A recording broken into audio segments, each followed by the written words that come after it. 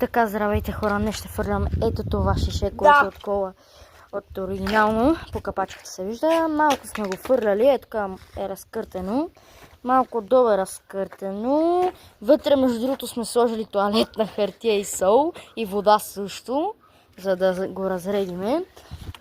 И така хора, ето къде сме, малко тук има кълчица, ето това е моят приятел, както винаги това е Давид, а аз съм си Стивън. Наши черния бата е пак в путките. Къде стоят мотите е през в Така, дръж. И без да се клатиш, седиш на едно место. Не бе! Готови? Нагоре да снимаме. Да. Въздушна кока-колястика. Бебе.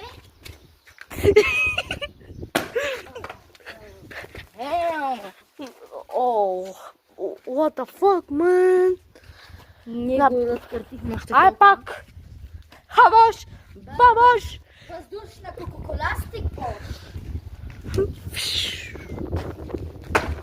Хора, видяхте? Стой. Електрозити не. Окей. Ха, майка ти те. Малко изпусква майче. Ама много малко. Давай. Хабаш! Бабаш! Въздушна кока-колястика. И бомбо, я ми пусик, я. Видяхте ли ужитите? Ма така как можеш да разбереш дали има ток? Като го докосаш с крак.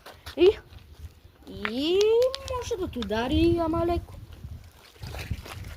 Хора, буквално на това му няма почти нищо. Само капачката малко му е ранена. Абе. Хабаш! Бабаш! Кока-колястика.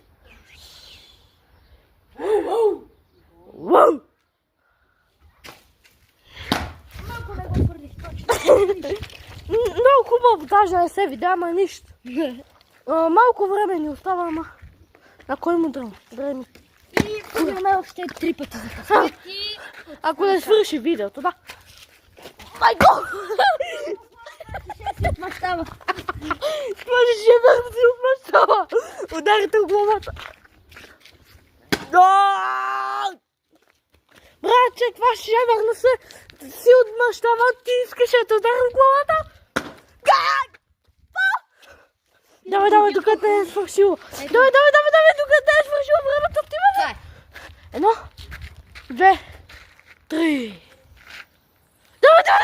Свършва времето, Стиване! Това беше от нас. Чао!